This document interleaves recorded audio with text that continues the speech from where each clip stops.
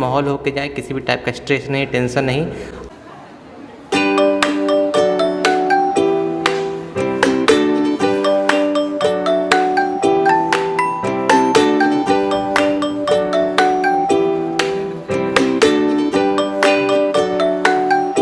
Hello guys, welcome to my another blog. I hope आप लोग अच्छे होंगे। आज जैसे कि आप लोग देख रहे होंगे, हम फिर से आ गए हैं कैरियर पॉइंट, जो कि कंकड़बाग में स्थित है। और आज ये जानने के लिए आए, कल नीट का पेपर है और कैरियर पॉइंट में मेडिकल के लिए प्रिपरेशन कराई जाती है, मेडिकल और जेईई मेंस के लिए, तो आईटी के लिए। तो आज हम जानेंगे यहाँ से सर से, कल पेपर है तो बच्चे को किस तरह का रूटीन होना चाहिए, कैसे पेपर, क्या क्या लेके पेपर में जाना चाहिए। तो चलिए हम यहाँ से जानते हैं मोस्ट एक्सपीरियंस फैकल्टी से।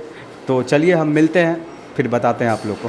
फाइनली जैसे कि आप लोग ने देखा, मैं कैरियर पॉइंट आया हूँ, तो यहाँ पे सर से जानेंगे, कल नीट का पेपर है तो हम लोग जानने की कोशिश करेंगे सर रूटीन क्या होना चाहिए बच्चे का, और एक दिन पहले।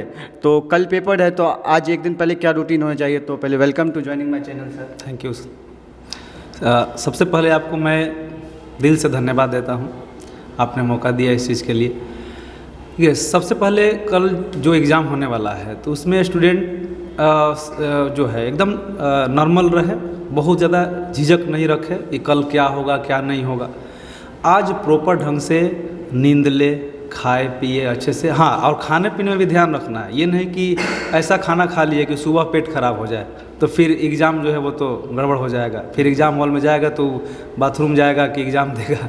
तो इसलिए सबसे पहले उसको अपने खाने पीने पर ध्यान देना होगा और हल्का भोजन करे, प्रॉपर अच्छे से नींद ले और सुबह में उठे, अपना तैयार हो करके और एग्ज़ाम के लिए जाए। और ये सोच के जाना है कि हमको जितना भी पढ़े हैं अभी तक और उससे जितना भी क्वेश्चन आएगा उसको हम नहीं छोड़ेंगे, हर एक क्वेश्चन को हम बनाएंगे।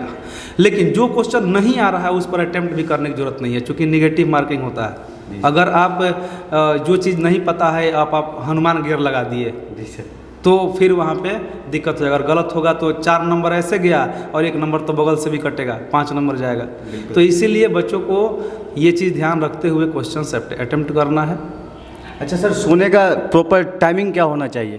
देखिए, हमको लगता है कि आप 10 बजे तक, 9-10 बजे तक आप सो जाइए। तो और खाना में क्या लेना चाहिए एक दिन पर। खाना में आप बहुत हैवी भोजन आपको नहीं करना है, हल्का फुल्का ही खाइए। एनर्जी ड्रिंक्स आप नहीं लीजिए, है ना। एनर्जी ड्रिंक्स आप सुबह में ले करके आप वहाँ जाइए ताकि आप फुर्ती महसूस करें और ज़्यादा से ज़्यादा क्वेश्चन के ऊपर दिमाग चलाएं। तो ये चीज़ है। अच्छा सर, क्यों नहीं हैवी वो डाइट क्यों नहीं लेना चाहिए सर। हैवी डाइट अगर स्टूडेंट लेता है तो फिर अगर कुछ गड़बड़ी पेट में हो गया तो फिर एग्ज़ाम हॉल में दिक्कत होगा। तो इसलिए अपना नॉर्मल जो है वैसे आपको चलना है। थैंक यू सर, बहुत बहुत धन्यवाद। सर हैं तो हम जानते हैं डॉक्टर शुभम राज सर हैं, जो कि मोस्ट एक्सपीरियंस है, 8 इयर्स का एक्सपीरियंस सर के पास। तो हम जानते हैं सर को एग्ज़ाम देने से पहले कैसा अनुभव रहा, तो सर से आज हम जानने का कोशिश करेंगे। Welcome to joining my channel sir. बहुत बहुत धन्यवाद आपको। सबसे पहले कि एग्ज़ाम जो भी होता है, किसी भी टाइप का एग्ज़ाम हो, तो सबसे पहले स्ट्रेस फ्री होना ज़रूरी है और टेंशन नहीं लेना चाहिए किसी भी एग्ज़ाम का कि एग्ज़ाम नहीं हुआ तो क्या होगा। क्योंकि एग्ज़ाम नहीं भी हुआ तो कोई दिक्कत नहीं, बहुत सारी अपॉर्चुनिटी ज़िंदगी में हमेशा आएगी, तो कोई ऐसा बात नहीं है। और कभी भी किसी भी कोई भी एग्ज़ाम अगर देना होता है तो स्ट्रेस फ्री होकर देना होता है। तो यहाँ पे अगर नीट का एग्ज़ाम है तो वहाँ पे भी आपको स्ट्रेस फ्री रह के एग्ज़ाम देना है और किसी भी टाइप का टेंशन नहीं लेना है।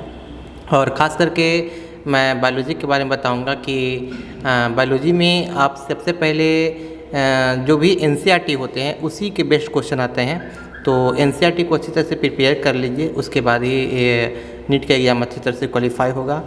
इसके साथ साथ कल के एग्ज़ाम के लिए मैं यही बताना चाहूँगा कि जो कल एग्ज़ाम है उसमें सबसे पहले आप अच्छी नींद लें। आज कम से कम 10 बजे तक सो जाएँ, 10 साढ़े 10 बजे तक आराम से सो जाएँ और कम से कम मिनिमम 6 से 7 घंटे की नींद ज़रूर लें। उसके बाद ही एग्ज़ाम हॉल में जाएँ और एग्ज़ाम दें।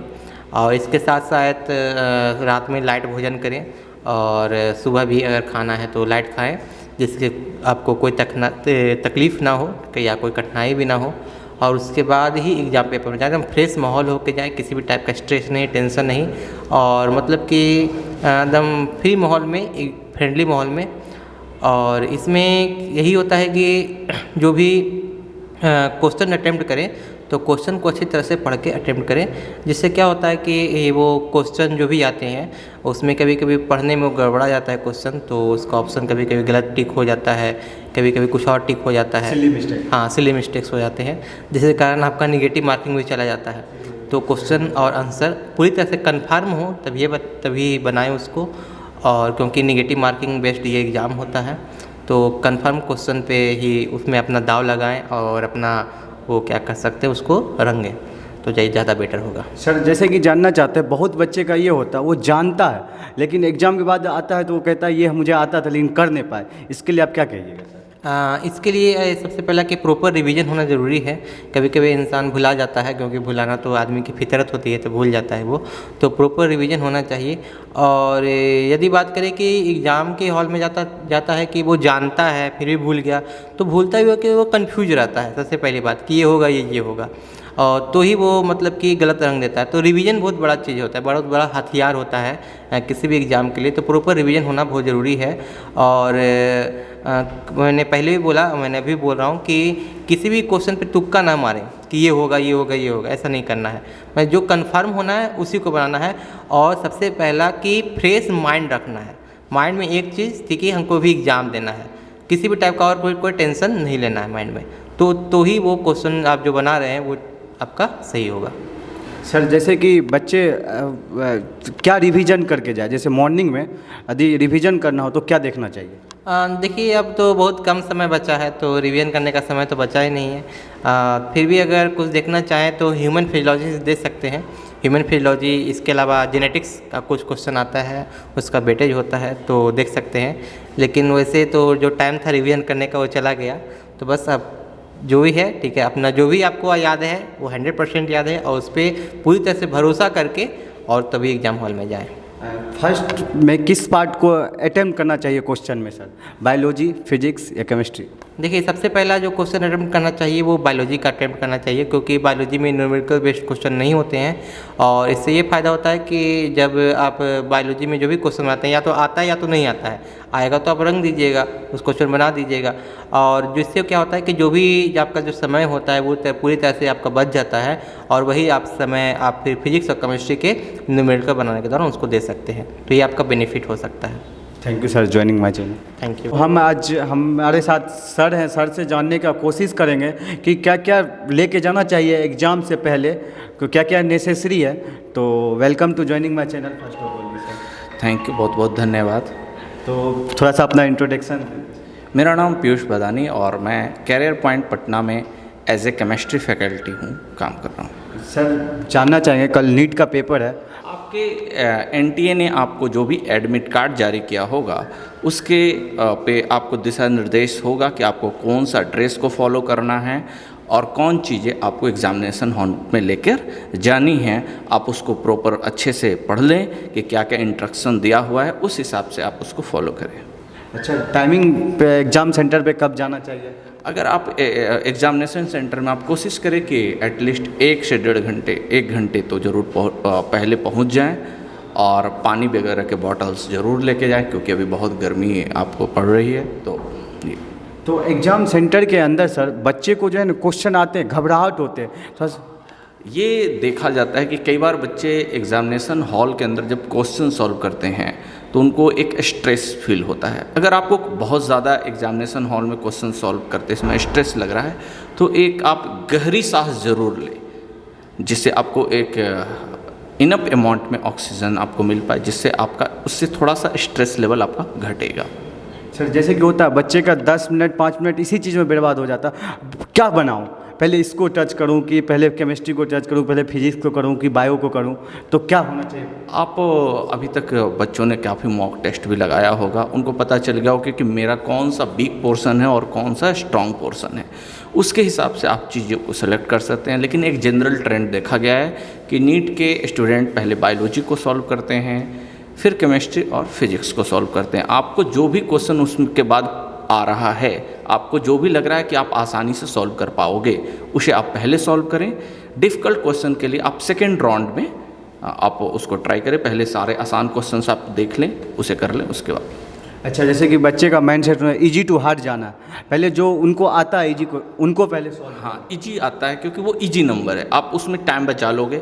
फिर जो भी आपको डिफ़िकल्ट लग रहा है या वैसा क्वेश्चन जिसको आपको टाइम देना पड़ेगा उसको दीजिए, ताकि आपको स्कोर में ज़्यादा डिफरेंट स्कोर में प्रॉब्लम नहीं हो। क्योंकि यदि हार्ड में आप लग गए तो आप टाइम मैनेजमेंट नहीं कर पाइएगा। हाँ बिल्कुल, क्योंकि एग्जामिनेशन आपका टाइम मैनेजमेंट मांगता है, तो इस तरीके से आप टाइम को मैनेज कर सकते हैं अपने एग्जामिनेशन हॉल में।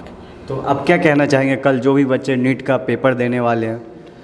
बच्चों, आपने अभी तक एक साल में बहुत अच्छी तैयारी की होगी, और जो भी किए हो उसे आप 100% एग्जामिनेशन हॉल में जाओ और पूरे कोर्स आप अपने सिर्फ पॉजिटिव सोचिए कि हमने तैयारी की है, और बिना कोई घबराहट के आप क्वेश्चन सॉल्व कीजिए। आपने मेहनत की होगी तो आप सारे क्वेश्चंस को आसानी से सॉल्व कर पाओगे, क्योंकि आपके उसी सिलेबस में से क्वेश्चंस को पूछे जाएंगे। बस उनका अपना बेस्ट देना चाहिए। बस वो अपने बेस्ट को दें, और बेस्ट विशेष रहेंगे। जो भी कल आप एग्ज़ाम देने वाले हैं, आप ज़रूर डॉक्टर बनिए और देश की सेवा कीजिए। Thank you sir. धन्यवाद सर। हाँ, जैसे कि आप लोग ने देखा, मैंने बात किया सर से, और कल आपके क्या रूटीन होना चाहिए, क्या क्या लेके जाना चाहिए, सारा कुछ आप लोग को जानने के लिए मिला होगा। तो आप इसी चीज़ को फॉलो करें और अपना बेस्ट दें, और जितने भी आप लोग पेपर दे रहे हैं सबको मेरे तरफ से बधाई हो, शुभकामना हो, आप लोग डॉक्टर बने ज़रूर। तो चलिए, तब तक के लिए बाय बाय, जय हिंद, टेक केयर, मिलते हैं नेक्स्ट ब्लॉग में।